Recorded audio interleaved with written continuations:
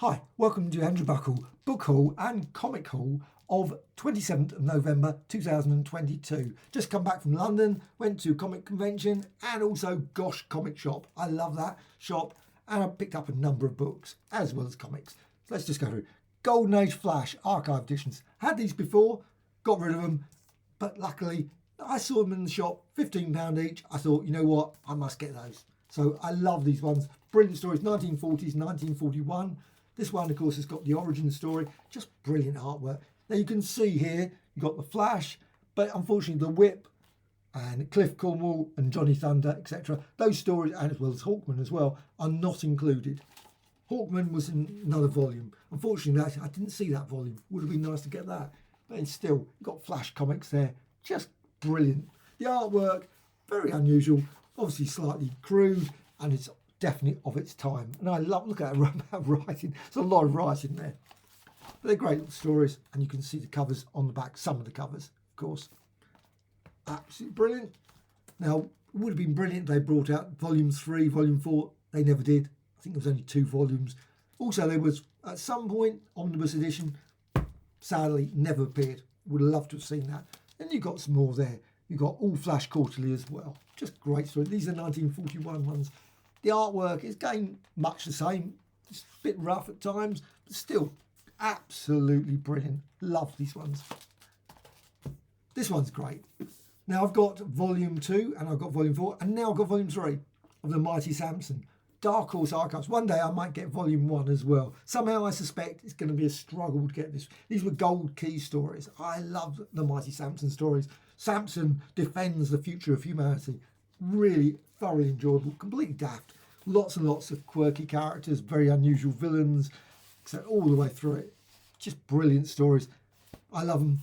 Really pleased I picked this one again. This was another £15. They had a pile of them. All £15. They had Justice League of America, quite a few other ones as well. Flash, Silver Age Flash as well. Great little stories, but it was just a great selection of great stories. Now, I would love them to bring out more of these in paperback editions, like the Herbie ones, also Dr. Solar, those sort of things. Be nice to get those. Magnus ones as well. Still, I was really pleased to pick this up. I've got a couple more. Spider-Man, just £1. Spider-Man Comics Weekly. I love these old Spider-Man comics. I got rid of loads of mine. I bought them all at the time, but I got rid of them over the years, obviously when I moved off to university, etc. So it's just nice to pick up a few of these again. Not too many, but it's nice to have a couple. I always still thought they were just great. Just the artwork was very, very, not all of them were super sharp, but some were. But also I love the colouring as well. The reds obviously there and the greys. Very unusual wagon. And obviously Princess Python there. And the clown there as you go.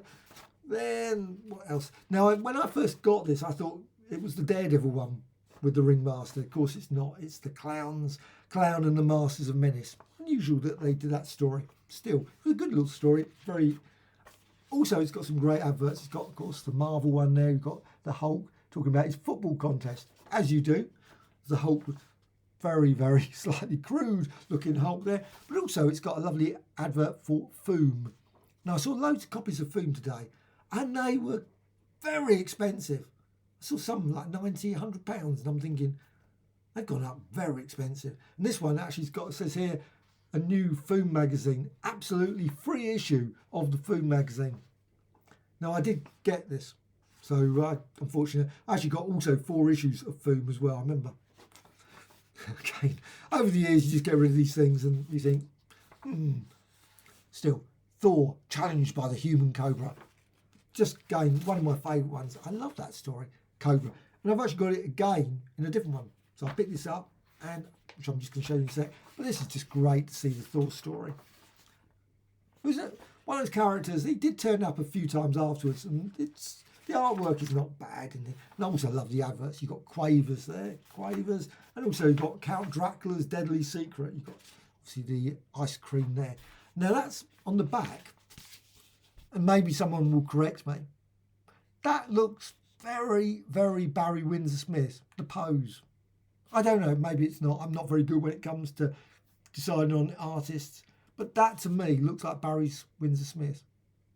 I don't know, of course I could be completely wrong, but it's just got that sort of pose that looks, that, anyway, sort of, especially very much, or someone copying Jack Kirby, that style with the hand there, very big. But also I've got the Human Cobra story here in Marvel Tales, and I love these ones, these Marvel Tales. I quite often pick up these sort of ones. They're just great little stories. Now this one is quite badly ripped, but I love the bit there. We've got the interior page there, just showing all the various, and you've got the Human Torch, Wizard, and Pastebot Pete, and you've got the Green Goblin and the Cobra again, the Magician and the Maiden. Great little stories. And the reason I got this was because it's nice to be able to compare the originals. This is near enough the original in comparison with obviously later the Marvel Masterworks omnibus editions, etc. It's just nice to be able to look at them and think, oh, you know what, how they've been changed or not. So it's still, that's something I'm just going to do a couple of videos on later on. This one, of course, is another one, Pastebot Pete and Wizard. Pastebot Pete is one of my favourite characters. It's a great character. Quite a lot of changes there to Pastebot Pete. Very unusual there. I don't normally see him looking like that, I must admit. It's but still, you got the Wasp there as well. Again, they didn't do many Wasp stories, so it's nice to get there. But you got the Human Cobra story again, so it'd be nice just to do sort of comparison between the UK one, obviously a reprint. Now, unfortunately, I haven't got the original. That would be really nice, but still nice to see this. But I've got an omnibus edition, so it'd be nice to just see how the lines and the artwork has been slightly modified, remastered, reconstructed, wherever it's all restored, whatever the word is. But I will be doing some videos on that, because I was just there was some articles online I've been looking at, and I'm thinking, I wonder how many bits of line work and things were sort of, because sometimes you look at it and you think, unless they got the original source material, which of course they may or may not have, that how do you go about cleaning up some of these lines? I mean, some of these lines are quite sharp, but some are not.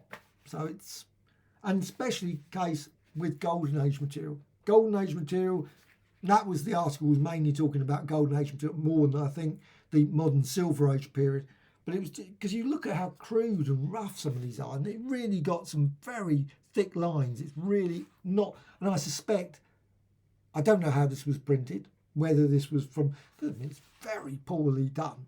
I mean, it's very rough, and obviously now we get super cleaned up. But how is it done? I always had a completely different idea about how it was done, and I assumed it was like some bit of fancy computer work, sort of, changing the lines and particularly working on it. I don't know anymore. I'm really, honestly, I do not know how it's done.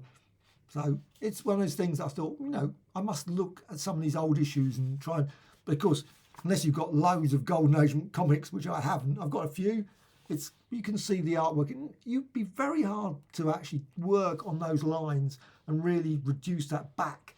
Not all of them, some, but this one here, certainly more so than this. You probably could do some clean up there. I think you could do it with Photoshop or another application, of course, to work with up there. But it's also got some great little stories as well, some interesting ones here. You've got great Journey into Mystery 77 as well. Lovely little story, Beware, He Isn't Human, that kind of thing. That's a good one. John Byrne, I love fantasy. Game one I had years and years ago. They had quite a pile of these, and I picked up, I just thought, that one was my favourite ones. Great little story. But they had a couple of other ones. I should have got the Doctor Doom one. There was a great Doctor Doom one. I thought, the one where his mask, there's a mask sort of on the cover. I thought I should have, and then I sort of just didn't pick it up, and it was just left there. And of course, go back later, they've all gone. So that's always the way. But great little stories, this one. Now, this one was good. This one I got a bookmark. I also went to a bookmark around the corner. It's a really good book. It's in a hotel. And I just love going to it. Sometimes you can go there and not find anything of interest. There's lots of magazines and you think, and then other times you can find piles of stuff and you think, wow. And this one was of interest. I thought, and this was one I just picked up just as I was leaving. Nursery Companion. This is very much like a comic book, but of the Regency period. As, of course, comic books didn't exist in the Regency period, but these are near enough like Regency. These are, now the writing, all the writing here is obviously modernised. It's been cleaned up and, obviously fixed and whatever. But some of the actual artwork, the artwork is literally, it's just like a comic. It is a comic. The History of an Apple Pie, written by Zed. Also, you've got here the house that Jack built. not Jack Kirby or anything, but still, The Adventures of Jack and Jill and Old Dame Gill.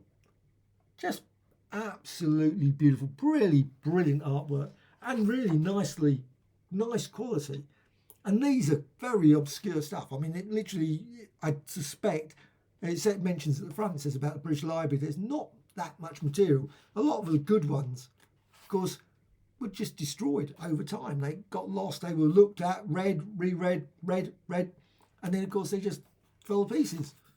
So we just haven't got this period from, it's 200 years old. So it's very hard. It's not like comics. I mean, comics saying that, nearly now 100 years old, some of the older comics. Now this one was a very big surprise. Now it doesn't have the mask, and it would be very nice to have, but this was £1. And I thought, you know what, I'm not going to pass that up. It's obviously got a bit of tape in there.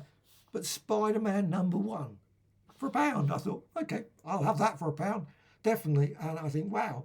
Inside, revealed at last, the startling secret of Foom. You got superheroes, supervillains, and super thrills. And of course, you had Thor. This was, for me at the time, wow, Spider-Man Week. I remember buying it. Unfortunately, again, when I got rid of. Yeah. The Man Called Electro.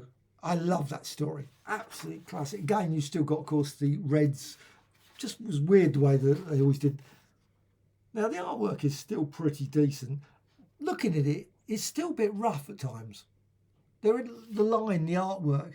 Again, it'd be interesting to look at the omnibus edition to see and compare how but it's still, there's a bit of crudeness to that, but it's still absolutely brilliant. It's just great to get issue 1 again. I had that, like I say, years and years. I don't know when it was actually. When was it? 1973, February 17th, 1973. Quite a few years ago. 60 years ago. No, 50 years ago. pushing it, it's 50 years ago. Mathematics obviously have gone completely to pot there. Stan Lee sounds off. Foom, Friends of Old Marvel. And I remember getting that. I love that one. Just absolutely, we making you an offer. And it certainly was an offer that 50 pence. I remember getting that. And also I remember getting 4 issues of the Foom. Just great. I loved Foom. Of course you got old. Now I didn't mean to do that. It's quite fascinating seeing Electro. Very rarely see villains turning around and slowing, some remorse about the fact they've nearly wiped out the hero. But still, great little story. And of course it finishes, you've got obviously Electro, you know what happens to Electro, as always with the poor old Electro. They're worth a fortune. Of course, Jonah Jameson gets the photos. I think they run that story all the time. It was always sort of, I'm not going to pay him, give him the key to the washroom or something. That's all he ever did. Never paid him vast amounts. Thor the Mighty, the Stone Men from Saturn. Just what a classic. And again, this done in red again. Of course, you've got throwing himself down.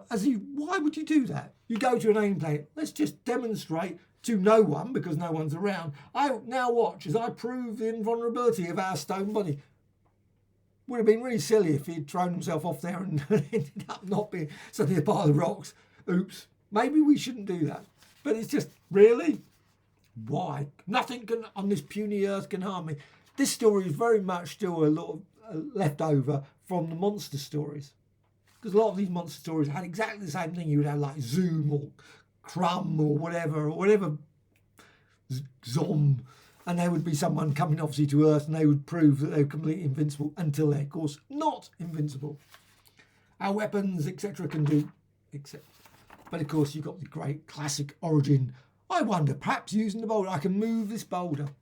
Of course, we learn a lot more later on about Don Blake and Thor.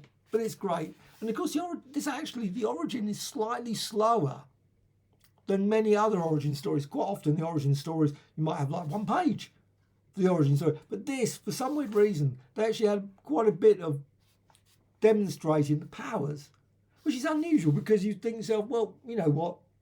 If this story had not had any legs and it sort of stopped after 3 or 4 issues, they'd spend quite a few pages demonstrating all the various powers. And of course, Thor had vast amount more powers later on than the ones he demonstrates here. And many of the things like splitting, trees apart, pretty rotten doing that. That tree was sitting there perfectly minding his own business and they get chopped in half. But still, demonstrating all these things. he obviously had a lot more powers, and then of course he learns more later on about the fact that there's Asgard and everything else, which he doesn't seem to know about at that point, but he knows about these other things. Very strange. The hammer gives sort of details slowly but surely to him. But it's just a great little story, and of course the god of thunder can. And then the story itself, literally within a few seconds, they're gone. They're finished. That's it. Bang. Off. Because of course it was Journey into Mystery, issue 83, and that was it. There was of course about 3 or 4 other stories, and so Thor was only a small part of it. And of course you got Daredevil there in the Mighty World of Marvel, and that was issue 20. I had that as well. Don't delay, get it today. It was a sellout. 1973. I don't think it was a sellout. Well, it might have been a sellout. I didn't mean it that way. Still, just weird. They put that. This is a classic as well. Again, another one, £1. And this one was number 3. I just thought, oh, you know what? I'm just going to get that. They had a couple. They had about part of about. They had issue 1, 2, 3, 4, 5, 6. I could have probably got all of them, but it's nice to. Of course, you got here the return of Dr. Octopus. Just great little story. I love old Doc Ock. Well, certainly in these early period ones, they were great little stories. And you got here Doc Ock obviously dragging Gaxton. I'm not letting you out my sight till I get my 100 grand, as he says there. Classic story. And you got Loki. Of course, this was the first Loki story. You got him obviously Hemdale or Humdale, however you pronounce it. Or is it? No. Oh yes, Hemdale. He was the warder of Bifrost. It's quite good. The thing is, and I'm just going to put a what's name on this. Surely of anyone to actually get to cry and make, because he could hear and see everything, sort of that was his ability. It does seem to be a risky one. Maybe he could have chosen a slightly lesser god to actually pie. And why didn't he do this before? If he could sort of, a weeping. That seemed to be a bit, but sometimes these stories you think, no. You got him going obviously to Earth, and it's just a great little story also. I'm just picking a slight hole in the story, but I love that effect as well when you got here turning everyone negative. A classic sort of origin part of the story for Loki. That was just great. And here you got another one, Spider-Man Unmasked. And of course you got the Tomorrow Man as well. Of course, early Kang version. I always think of Tomorrow Man. He was always one of those characters that could have been, or sort of like Lex Luthor character, I guess. Maybe that's why they never really used him as much. Don't know. But still, Doc Ock Unmasked by. That was in issue 4. Just brilliant. Now this one, I really loved this story when it came out. Again, today it's been one of those days where I picked up loads of stuff that I had before. And this one is the brilliant. I wanted to get a lot of king-size annuals. I could have got a few more, I suppose, but I don't know, I just didn't. But this one, king-size annual. This one is number 8. Great little story as well. Classic Dr. Spectrum as well as Hyperion and other characters in here. And just great little story. Avengers 8. This one is just brilliant. From Atoms to Patterns. I've got quite a few books of 1951 Festivals of Britain. This one is a very nice one. It's got lots and lots of examples, lots and lots of the various tapestries and designs and textiles and whatever, and also lots and lots of photos inside as well. Many I've never seen before, so it's really nice. And also like this one, Crystal Designs of souvenir book, Crystal Designs. Just fascinating. And you've got also the decorative screen. Again, some pictures I've never seen. So it was where I saw this, and this book fair has loads of books for like a couple of quid, 3 quid. I thought, you know what? Well, this one actually was £1. It was paperback. So it's just brilliant. And I love these sort of designs. Just 50s designs, always fascinating. And the crystal ones are really of interest. So I thought, well, you know what? That is just great. And this one as well, you've got the Regatta restaurant. Just nice pictures, those sort of picture motif at the entrance. So really pleased I got that. Now I recently was reading, what was it? It was the super heroine story or something, whatever it was, Superwomen or something story. And I thought, that was a great She-Hulk story. Well, I saw this one and I thought, you know what, I might as well get the original as well. John Byrne again. I love John Byrne's artwork. So this was just great. Revolution. Really, really good story. Mainly She-Hulk. I'm a big She-Hulk fan. And of course, he was part of the Fantastic Four at that point. Just great little story. So that was nice to get. This one's an unusual one. Race for the Moon. Big 68 pages. They had a couple other ones as well. They had a Mr. Miracle. I should have got that one, thought about it, but I've never heard of Mr. Miracle. And it actually mentions Mr. Miracle. Oh, no, Mr. Miracle. Miracle Man. I knew something like that. Miracle Man. Not Mr. Miracle at all. That's someone else. Another new exciting comic. Look out for the adventures of Miracle Man. Not the character that was in Fantastic Four issue 3. Could have been, I guess. Now, this unfortunately Race for the Moon, I always thought was a Wally Wood story. I'm thinking probably another one. But still, this one clearly isn't. But it's still nice to get. And it was from Top Sellers Limited. I haven't had any Top Sellers Limited ones, I think, before. So it's nice to get this one classic illustrated. And it's also got some other stories, which, of course, I really should investigate to find out the artists and stories they come from. But obviously, this one's a Ditko. As soon as you see it, I just flicking through. This one's The Conquered Earth. Now, I assume this Conquered Earth, probably not an Atlas or Marvel one. It's not familiar. I might be wrong. I might be wrong, completely wrong. But that you can see it straight away. It's Ditko. But at the same time, I just think, I don't know. That's probably Charlton, I think. I'm guessing. This one, When the Sun's Glow Ceases. Again, another great little yarn. 5,000 years from now. 6,956. Oh, they're pushing the date up. A sage will write. And I was Robinson Crusoe of space. So these stories, of course, probably from various issues. I don't know. Unfortunately, they never put information about the issues where they came from. Well, this one looks good. Love the artwork. So you've got some great little tale there. And they're always good. They've got another story there. Because often these are very short. Now, the writing, The Menace of the Alien Test Tubes. That looks like ACG. I don't know why. There's just sometimes you look at it and think, the font looks ACG. I might be completely wrong on that one. And Mike Shane as well. Thrills of the Crime Buster. That was a 1 shilling. And this was 1 shilling as well. Which is pretty decent. Wasn't 1 shilling for me, but still was 1 shilling back then. And also I picked this up. Number 39, Avengers. I've got lots of Avengers. Lots and lots of Avengers. This one I didn't have. So I thought, you know what? Reasonably priced. I will have that. Torment and the Triumph. Of course, Hercules. Just classic story. And also, of course, got some brilliant Fantastic Four there and Amazing Spider-Man. And let's just, what's his name? Of Hammerhead. You got the Mad Thinker storyline. Now, a weird thing is, actually, just flicking through this. Isn't that weird? No, that is so odd. I hadn't really thought about that. Yeah, Hercules just turns up near the end. You know, he's on the cover. You got that cover, very dramatic cover, and you've obviously got all the, but Mad Thinker's triumph for it, of terror. Very unusual word, that one. And you've got here Hammerhead, etc. But Hercules himself doesn't really turn up till the end of the story. All the rest of the story, you've got Goliath, you've got Hawkeye. Oh, I'm completely wrong. There's a bit, obviously, of Hercules there. What a groovy hunk. Groovy. Those sort of things as well. Just classic stuff. But it's mainly like Hawkeye and Goliath. So it's very odd that the covers there. I love these ones, of course. The brilliant Marvel bullpen. Got lots of information about Stan, Jack Kirby there. And, Chip Goodman there. Mentioned Chip Goodman. What other things? Of course, you've got all the T-shirts there. You've also got the... Now, those were Marvelites full... posters. They were posters. They weren't sort of things. And, of course, you've got the letters page. I love letters pages. They're always good. To say. I would like to say that the Avengers 36 was the greatest story ever printed. That was issue 36. Now, what was issue 36?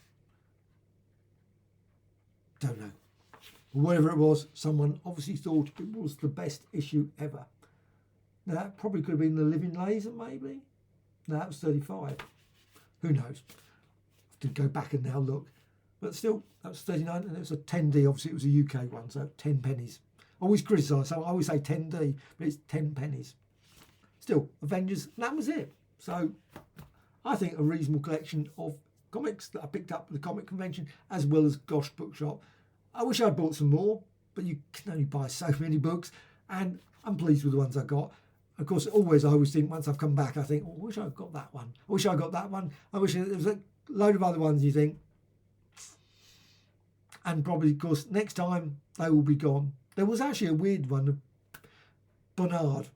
Sometimes you go to the comic convention, and comic convention is an odd place, but you get some art books, and I picked it up. It was in French, and I don't know, I just put it back down again. And I was thinking afterwards, should have got that one. There's another one that I think, oh well.